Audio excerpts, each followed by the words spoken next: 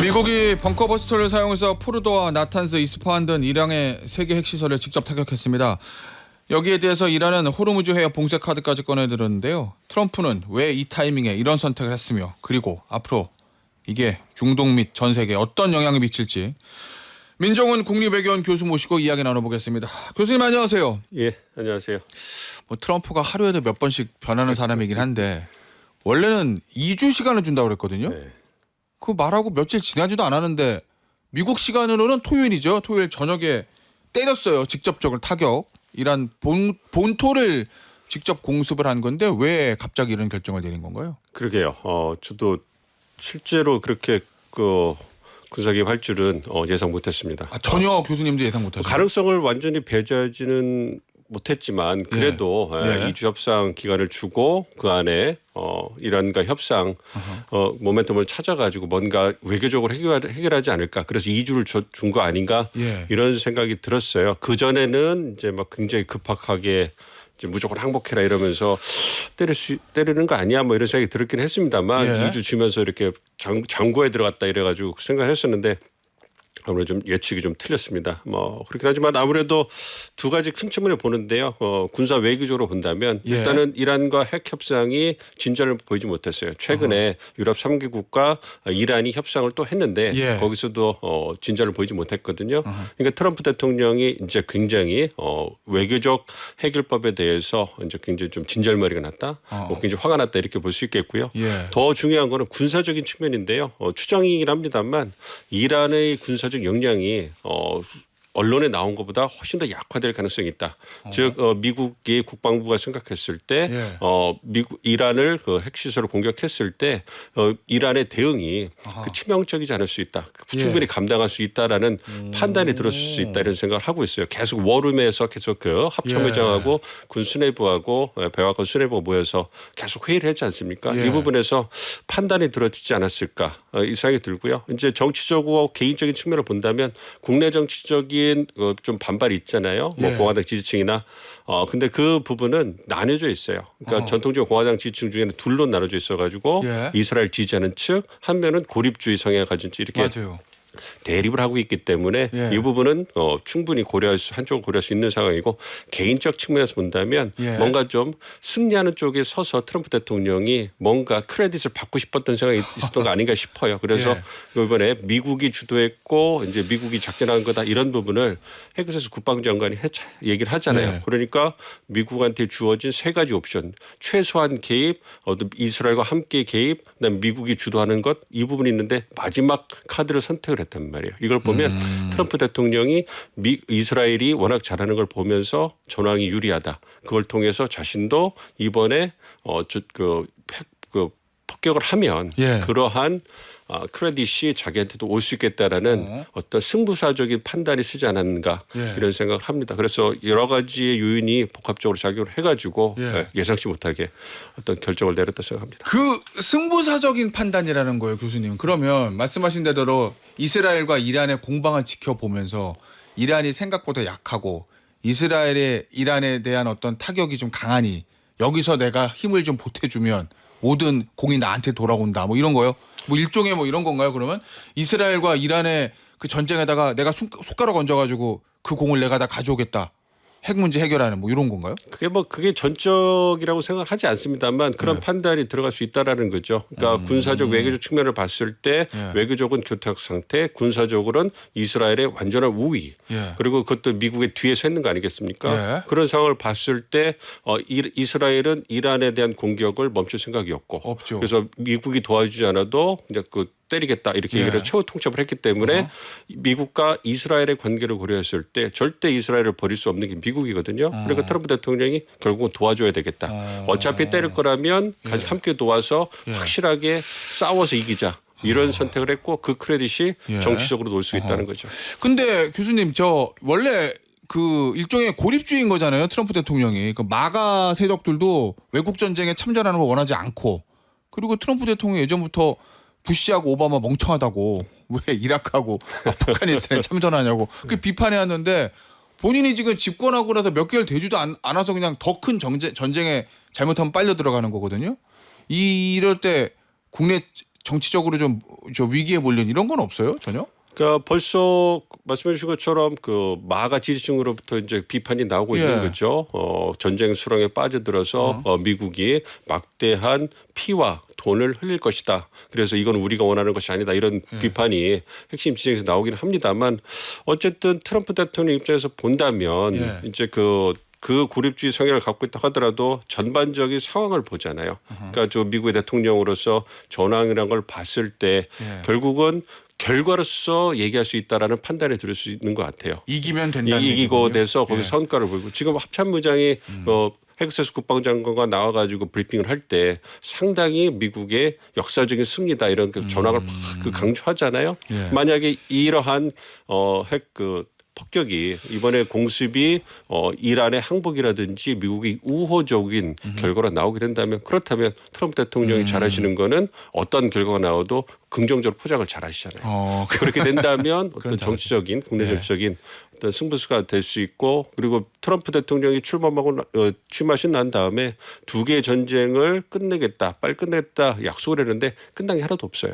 그러니까 그렇죠. 대외 정책에 있어서는 성과가 하나도 없기 때문에 없죠. 이 부분에서는 조바심을 낼 수도 있다 생각합니다. 알겠습니다. 자 그런데 이란의 이제 반격이 시작이 되겠죠. 어쨌든 본토가 공격을 받았으니까 제일 먼저 꺼낸 카드가 이제 호르무즈 해협 봉쇄거든요.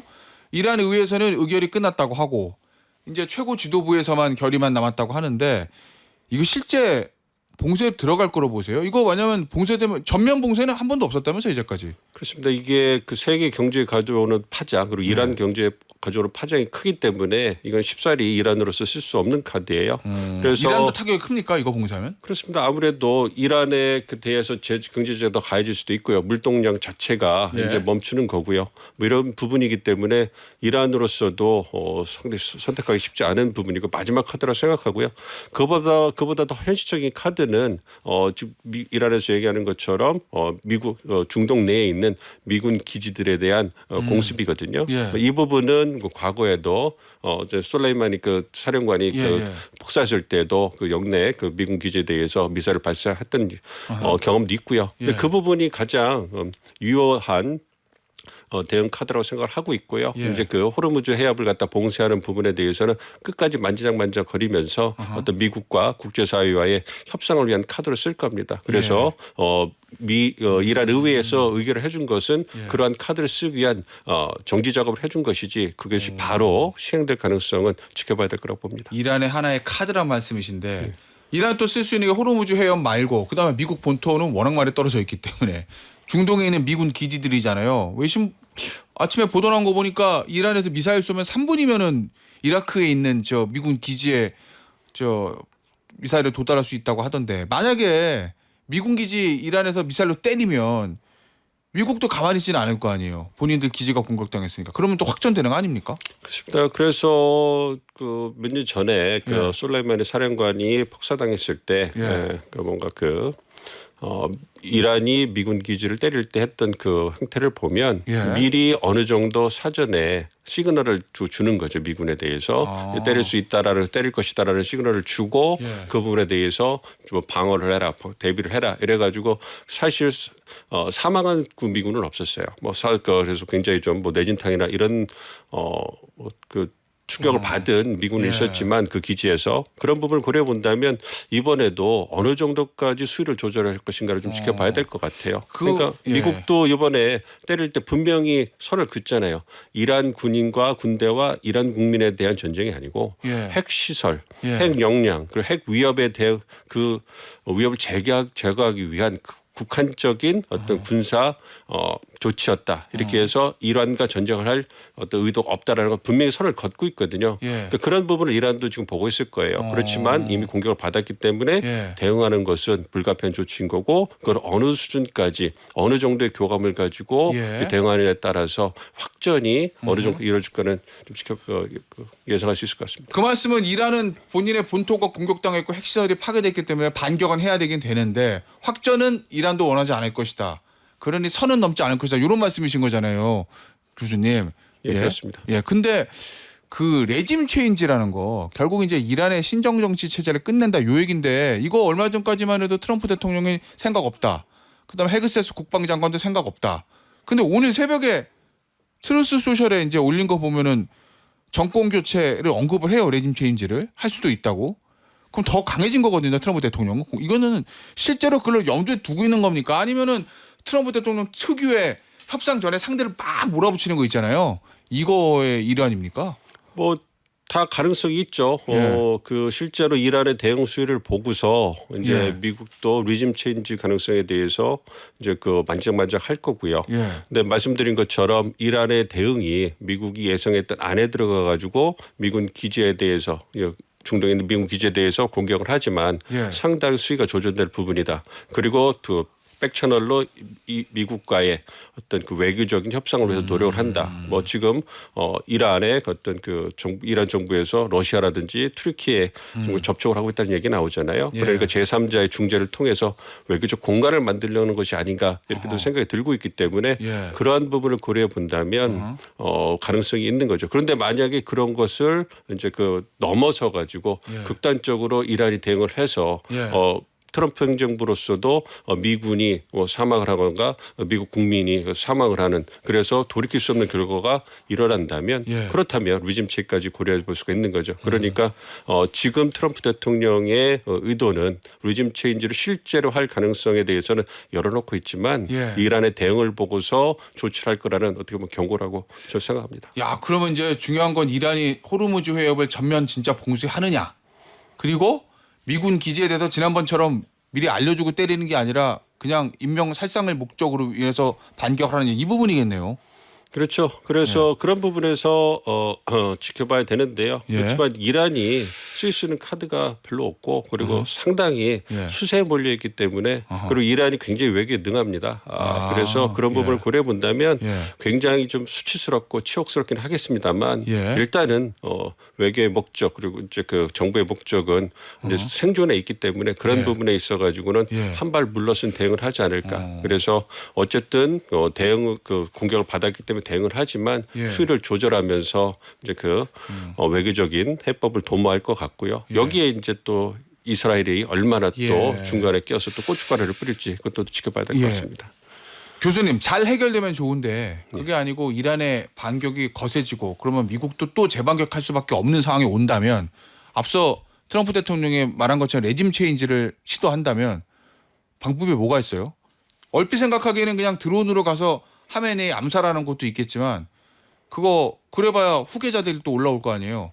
완전히 레짐 체인지 하려면 지상군이 들어가야 되는 건데 그 가능성도 있습니까? 지상군이 들어가기는 어려울 거예요. 그 미국 내에서도 예. 지난 20년 동안에 그 미국이 중동에서 갖고 있던 트라우마가 있지 않습니까? 그러니까 이라크 전쟁과 아프가니스탄 전쟁을 통해 가지고 예. 미국이 얼마나 많은 피와 돈을 흘렸습니까? 예. 그래서 아프가니스탄 전쟁 같은 경우는 20년 동안 헤매고 있다가 거의 다 포기하다시피 다 버리다시피 하고 그냥 빠져나왔잖아요. 예. 그러한 수모를 겪은 경험이 있는데 지상군을 다시 파멸한다? 그거는 쉽지 않을 것 같고요. 이란도 지상군이 만만치 않으니까요. 그렇습니다. 예. 그리고 워낙 땅덩이도 크고 예. 그렇게 하기 때문에 이란이 뭐 지금이야 수세에 몰렸지만 중동에서는 거의 제국을 이루었던 거의 맹주국가입니다. 그래서 그렇죠. 그런 부분에서 완전히 국가를 위즘 체인지를 하고 뭔가 새로운 걸 만든다는 것은 그거는 상당한 시간과 노력을 필요하는 거기 때문에 4년 대통령 임기에서 가능성은 희박하기 때문에 트럼프 대통령 잘 알고 있을 거예요. 그렇기 예. 때문에 그럴 가능성은 드물고요. 그렇기 때문에 트럼프 대통령은 갖가지 뭐 경고도 하고 회유도 하겠습니다만 어쨌든 핵시설을 제거하는데 성과를 거뒀다고 생각을 하고 있기 때문에 이제 이 부분에서 이 목적을 달성하는 수준에서 이란과의 어떤 충돌을 마무리하지 않을까 예상을 하고 있습니다. 알겠습니다. 혹시 이란이요 반격에 뭐 어떤 카드가 있을지는 좀 봐야 알겠지만 뭐 예를 들면 9.11 테러처럼 전 세계적으로 뭐 미국의 본토면 테러나 이런 걸로 반격할 가능성도 있나요? 전면전이 아니고 그것은 이제 게릴라전으로? 그 리즘 체인지라든지 네. 어떤 미국과 이란 간의 어떤 그 전면전이 벌어질 때 가능한 부분이죠. 그러니까 미국과 이란의 화력을 비교해 보면 예. 어쨌든 이란이 그 지역의 강국이긴 합니다만 미국에 대해서는 상대가 되게 어렵잖아요. 예. 그러니까 막강한 화력을 쏟아부어서 만약 전면전이 벌어진다면 예. 이란을 초토화시킬 거예요. 그렇지만 그렇다고 전쟁이 끝나는 거 아니죠. 이제는 예. 게릴라전으로 이제 양상이 바뀌면서 과거 20년 동안 미국을 수렁에 상황에 빠뜨렸던 그러한 이제 끝없는 그런 그 전쟁이 테러와의 전쟁이 벌어질 거기 때문에 말씀해 주신 것처럼 어떤 미국 본토의 어떤 이란과 이란 그 프락시 그 어떤 세력들의 어떤 테러가 이제 만연할 수 있는 거죠. 알겠습니다. 나토 정상회의가 있었는데 이재명 대통령 불참을 결정했거든요. 그 불참 결정은 어떻게 평가하세요, 교수님? 그러니까 이번 나토 정상회담에 가시는 그 여부는 예. 그 장단점이 있다고 생각을 했어요. 그래서 어느 결정을 하시든 정책적 판단이기 때문에 존중해야 된다 계속 이렇게 말씀을 드리곤 했는데 아무래도 끝까지 고심을 하시다가 예. 이제 참석하지 않는 것이 더 우리 이익에 부합하겠다. 그렇기 때문에 마지막 결정을 내린 것 같아요. 예. 어쨌든 한미 정상회담도 조속히 개최해서 관세협이라든지 여타 부분 상견례도 좀 하고 싶은 생각이 컸을 거라고 생각을 하고 있고요. 그리고 나토 정상회담의 그 나토 회원국들과 또 외교 연속성도 유지하고 싶었을 텐데 워낙 그 이스라엘 이란 그 무력 충돌이 급하게 돌아가니까 우리 국민들의 안전과 생명 그러니까 컨트롤 타워가 국내에 계시는 게 더 이익이 크다 이렇게 판단한 것 같습니다. 마지막으로 짧게 부탁드릴게요, 교수님. 이란 핵시설 때렸잖아요, 벙커버스터로. 북한 핵시설도 이렇게 할 수 있습니까, 미국이? 쉽지 않죠. 쉽지 않고요. 이란은 이제 핵 능력을 개발해 가고 마지막 단계이고 북한은 이미 핵 능력을 보유한 50기 정도 갖고 있는 국가잖아요. 그런 부분에서 완전히 양상이 다르고요. 그래서 그런 부분에서 이란보다 북한이 훨씬 더 어려운 상대이고요. 그렇기 때문에 미국도 그런 측면에서 또 과거 90년대에는 이제 그런 정밀 타격 그 옵션이 됐습니다만 지금은 가능성이 희박합니다. 그래서 아마 북한과의 북한 핵 문제는 대화를 통해 외교적 수법을 통해 외교적인 그러한 수단을 통해서 해결하지 않을까 생각하고 있습니다. 알겠습니다. 오늘 인터뷰는 여기서 마무리하도록 하겠습니다. 지금까지 국립외교원의 민정훈 교수였습니다. 교수님 감사합니다. 예, 감사합니다.